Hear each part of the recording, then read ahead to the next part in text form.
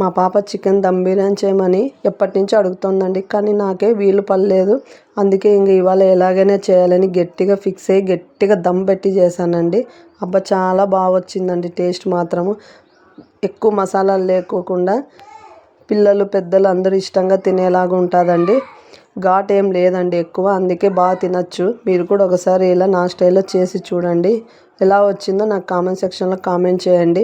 ఇలా మనం బయట ఫుడ్ ఎలాగో అవాయిడ్ చేస్తాం కాబట్టి ఇంట్లో ఇలా మంత్లీ ఒకసారైనా చేసి పెట్టడం వల్ల పిల్లలు కూడా బాగా ఇష్టంగా తింటారు, హ్యాపీగా ఫీల్ అవుతారు.